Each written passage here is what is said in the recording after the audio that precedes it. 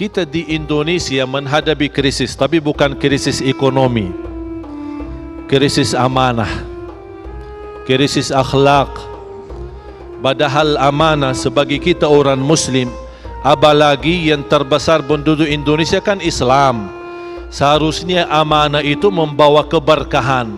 Mengapa kita menghadapi banyak masalah? Karena kita belum amanah sama Allah terlebih dahulu, sama diri sendiri, apalagi dalam lingkungan. Amanah membawa adil, dan adanya adil, aman dan sejahtera.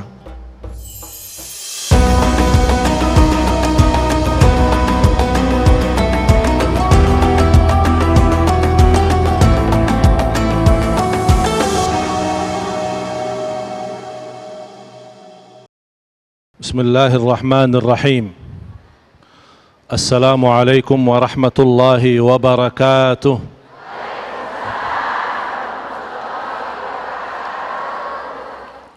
Alhamdulillahi rabbil alamin. Alhamdulillahilladzi khalaqa fasawwa wa qaddara fahada. Ashhadu an la ilaha illallahul malikul a'la. وأشهد أن سيدنا ونبينا محمدا المختار المصطفى صلى الله عليه وعلى آله وصحبه ومن تبعهم بإحسان إلى يوم الدين. Para habaib yang saya cintai, para alim ulama, para guru, para asatiz, semoga semua diberkahi Allah Subhanahu wa taala. أعوذ بالله من الشيطان الرجيم. يا أيها الذين آمنوا اتقوا الله وقولوا قولا سديدا يصلح لكم أعمالكم ويغفر لكم ذنوبكم ومن يطع الله ورسوله فقد فاز فوزا عظيما. إنا عرضنا الأمانة على السماوات والأرض والجبال فأبين أن يحملنها وأشفقن منها وحملها الإنسان إنه كان ظلوما جهولا. صدق الله العظيم. Manusia amat zalim dan amat bodoh. Amat zalim dan amat bodoh. Kata siapa? Kata siapa? Bukan saya. Kata Allah. Mengapa Allah sebutkan manusia sangat zalim dan sangat bodoh? Karena manusia sendiri yang memberanikan diri membawa amanah tanpa tanggung jawab. Bumi ditawarkan oleh Allah membawa amanah. Bumi tolak. Langit yang lebih hebat, lebih dahsyat, ditawarkan membawa amanat, tolak. Gunung-gunung ditawarkan membawa amanat juga tolak. Manusia mau membawa amanah. Tapi kata Allah, innahu kana zaluman, bukan kata zaliman. Zaluma beda arti sama zalim. Zalim berbuat kezaliman. Tapi kalau zaluma terlalu melalui batas kezaliman. Jahil beda sama jahula. Jahil bodoh. Tapi kalau jahula melalui batas kebodohan. Karena dia membawa nilai amanah, tapi dia tidak memperhatikan risikonya, tidak memfikirkan tanggung jawabannya di hadapan Allah Subhanahu wa taala. Dan orang yang amin pasti adil. Selalu amanah menwujudkan adil. Adil tidak ada, amanah tidak ada. Amanah ada, adil ada. Rasulullah sallallahu alaihi wasallam dikenal namanya As-Sadiqul Amin. As-Sadiqul Amin, orang yang jujur dan amanah. Kapan dikenal Rasulullah SAW seperti itu? Kapan terkenal Rasulullah sebagai As-Sadiqul Amin? Kapan? Sebelum agama Islam, masih di zaman jahiliyah. Sampai lingkungan kuffar Quraisy yang memiliki harta, dia takut simpan di rumah. Yang paling mereka percaya kepada siapa untuk dititipkan hartanya, itu Rasulullah. Ini belum jadi Nabi, belum jadi Rasul. Orang kafir sangat percaya yang namanya Muhammad, walaupun mereka tidak ikuti agama. Sampai harta mereka sendiri diamanahkan kepada Rasul. Begitu datang Islam, amanah itu diteruskan dan diluruskan oleh Rasul, bahkan menjadi perintah Rasulullah sallallahu alaihi wasallam. Bahkan sebelumnya menjadi perintah Allah. Dan tanda kemuliaan akhlak seorang adalah amanahnya. Ibu, orang yang ingin diberkahi Allah mesti membawa amanah. Kita di Indonesia menghadapi krisis, tapi bukan krisis ekonomi. Krisis amanah, krisis akhlak. Padahal amanah sebagai kita orang Muslim, apalagi yang terbesar penduduk Indonesia kan Islam. Seharusnya amanah itu membawa keberkahan. Mengapa kita menghadapi banyak masalah? Karena kita belum amanah sama Allah terlebih dahulu, sama diri sendiri, apalagi dalam lingkungan. Amanah membawa adil, dan adanya adil, aman dan sejahtera. Tidak sempurna iman seorang kalau tidak menjaga amanah. Apa guna salat malam, tapi kalau di pagi hari berkhianat? Apa guna puasa Isnin Kamis, tapi di siang hari dalam urusan rakyat mengkhianati?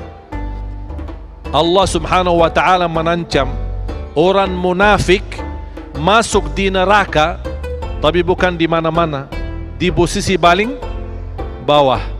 Dan salah satu sifat orang munafik adalah mengkhianati amanah.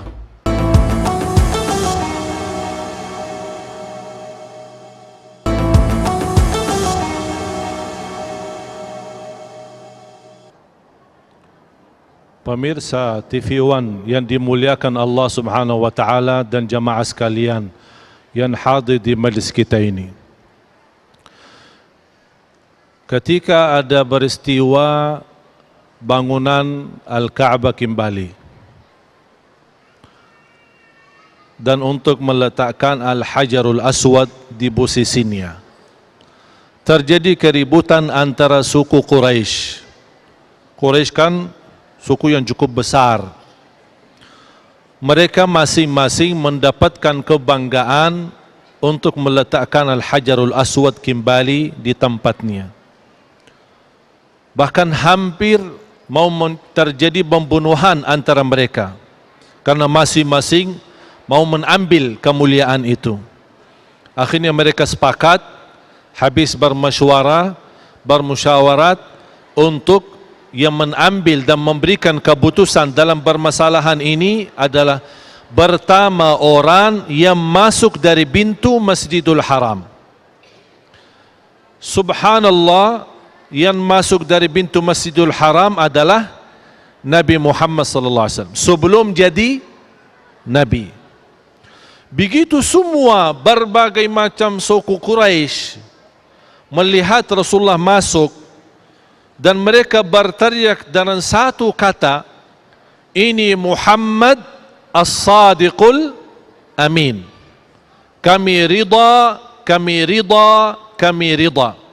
Ini sebelum Nabi Muhammad memberikan keputusannya. Mereka sudah ridha duluan. Ini menunjukkan apa? Bintingnya terbawa amanah. Sambil Rasulullah SAW sudah terkenal sebagai orang yang amanah, orang sekitar beliau sallallahu alaihi wasallam adalah orang yang sudah sayang dan cinta dengan beliau, bahkan ridha apapun keputusannya sebelum mendengar keputusan. Ini pengaruhnya amanah. Bahkan Rasul kita sallallahu alaihi wasallam waktu hijrah, kan ada titipan Quraisy banyak harta di Rasul kan? Sudah 13 tahun dinyakiti, 13 tahun dihina, 13 tahun banyak sahabat terbunuh, bermacam-macam bermasalah yang dihadapi oleh beliau. Ketika ada izin Allah berhijrah, apa yang terjadi? Rasul tidak balas dengan sakit hati. Biarin mereka rasain. Selama ini mereka nyakitin saya dan nyakitin sahabatku. Ya udah, harta-harta itu semua saya bawa aja. Begitu laku Rasulullah SAW? Tidak. Bahkan Rasulullah SAW titipkan harta. Saya mau berhijrah, tolong sampaikan harta kepada masing-masing haknya. Begitu luar biasa amanah ni Rasulullah SAW yang diajarkan oleh Rasul dalam sebuah hadis, la imana liman la amanatalah. Tidak sempurna iman seorang kalau dia tidak amanah. Bapak Ibu, berkata amanah itu sangat berat. Oleh karena itu Allah Subhanahu wa taala memuliakan orang yang amin. Bahkan Rasulullah sallallahu alaihi wasallam telah memberikan gelar kepada seorang sahabat, aminu hadhil ummah Abu Ubaidah Amir bin al-Jarrah. Seorang sahabat yang mendapatkan gelar amin. Amin umat Nabi Muhammad adalah Abu Ubaidah Amir bin al-Jarrah. Ini menunjukkan kepentingannya amanah. Amanah ini bukan sebuah kemuliaan, tapi satu taklif, satu kewajiban yang sangat berat. Dan bebannya amanah di dunia dan bebannya di akhirat. Apalagi kepada orang yang telah diberikan kepercayaan oleh rakyat sebagai pemimpin.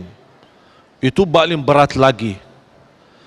Ustaz membawa amanah, da'i membawa amanah, kiai membawa amanah, imam masjid membawa amanah, suami di dalam rumah tangga membawa amanah, Bak Kapolda membawa amanah, Bak Wali Kota membawa amanah, Bapak Presiden membawa amanah.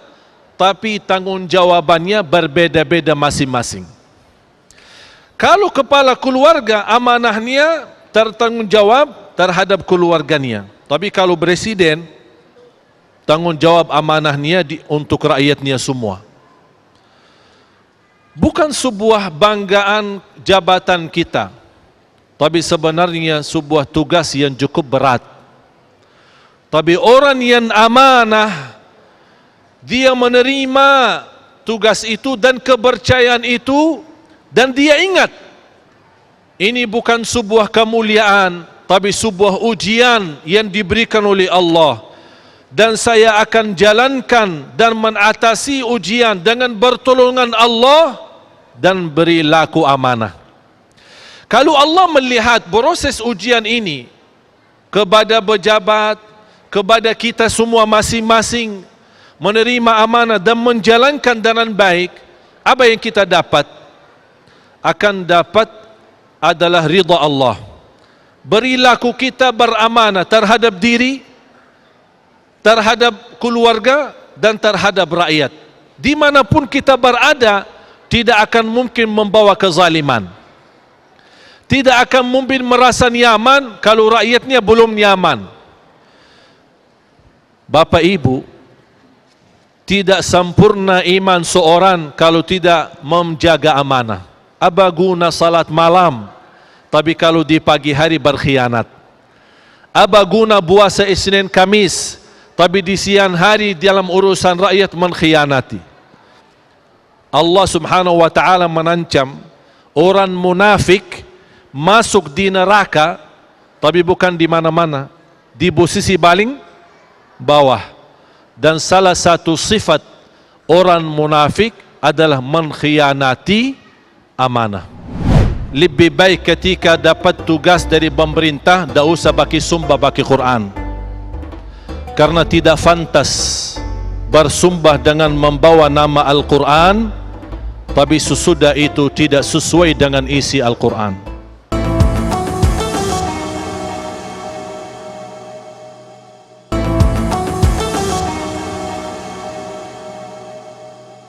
أعوذ بالله من الشيطان الرجيم. يا أيها الذين آمنوا لا تخونوا الله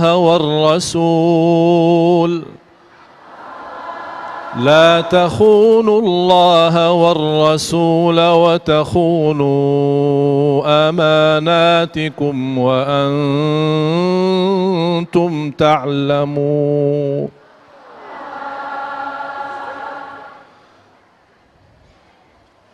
Bapak Ibu, Allah Maha Adil.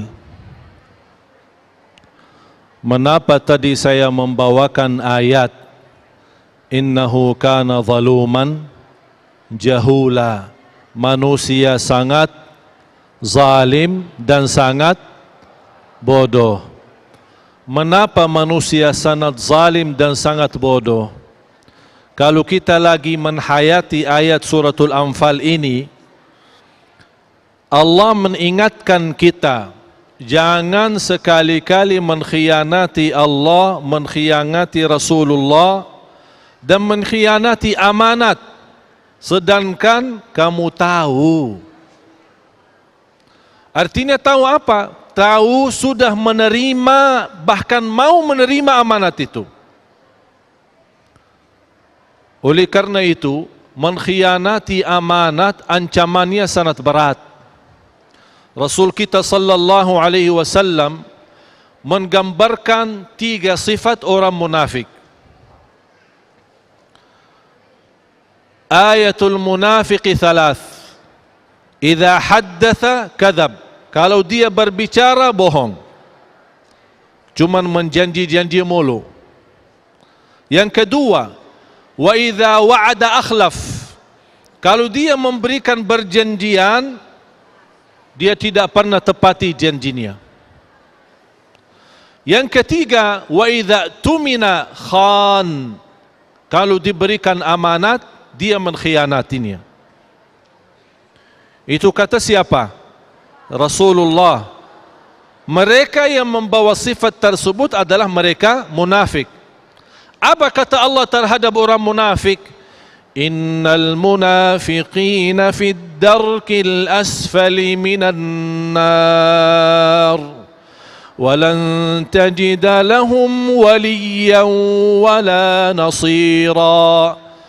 Tempat yang fantas untuk orang munafik, di antaranya yang mengkhianati amanat, adalah neraka di posisi yang paling bawah. Dan tidak ada siapapun yang akan menolong mereka nanti.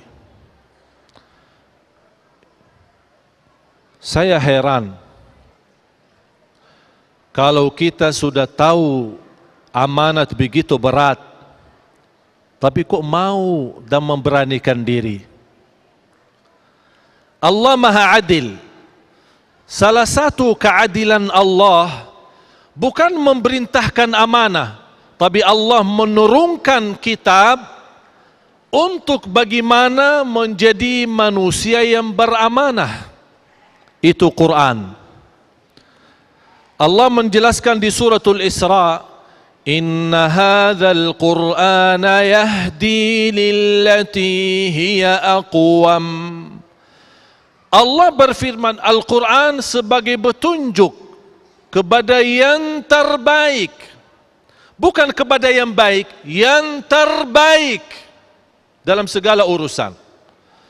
Saya heran terhadap seorang berkata terpisah urusan politik dengan urusan Quran. politik hidup dunia, Quran untuk hidup akhirat. Bu, ketahuilah, Al-Quran manhaju hayah. Al-Quran adalah aturan, menaturkan hidup kita. Kata hidup di dunia dan akhirat. Semua di bawah kata hidup, termasuk politik, ekonomi, sosial, apapun urusannya, sudah ada petunjuknya dalam Al-Quran. Salah satu sempurna amanah, apalagi seorang yang dapat kepercayaan di pemerintah. Saya memperhatikan ketika seorang pejabat bersumpah, dibawakan Al-Quran kan untuk bersumpah. Bukan bersoalan kita bersumpah, tapi kita berani bersumpah, berarti sedang kamu tahu ini amanah, tapi berani mengkhianati. Menurut saya, kalau memang keadaan kita masih terbiasa berkhianat, lebih baik ketika dapat tugas dari pemerintah, tak usah bagi sumpah bagi Quran. Karena tidak fantas bersumpah dengan membawa nama Al-Quran, tapi sesudah itu tidak sesuai dengan isi Al-Quran. Allah tidak minta yang berat. Mengapa kita tidak percaya Allah memberikan yang terbaik? Mengapa kita tidak percaya? Dan mohon maaf, bukan hanya dari posisi kita hanya perhatiin pemerintah kita. Ada orang berkata pemerintah kita kurang amanah. Mohon maaf, rakyat pun kurang amanah. Rakyatnya pun kurang amanah. Buktinya apa? Orang demo di mana pun ada masalah, besar maupun kecil demo. Kalau ditanya sama orang yang demo, sudah salat subuh belum? Belum. Oh, mau mengatasi masalah dengan demo, membuat kerusakan, membuat kehancuran dan mengganggu kehidupan orang lain, beralasan kepentingan sendiri. Padahal yang Allah menjaminkan makmur hidupnya di dunia adalah menjalankan ibadah dengan benar. Allah yang mengaturkan dunia. Tapi kita tidak percaya masalahnya. Berarti kita juga tidak amanah. Orang yang amanah bukan minta yang terbaik dari pemerintah, tapi juga dia harus ikhlas memberi yang terbaik. Sama-sama baik, sama-sama saling isi, sama-sama saling mendoakan, sama-sama saling menutupi kekurangan, baru akan membawa hidup yang adil, damai, makmur, baldatun tayyibatun wa rabbun ghafur.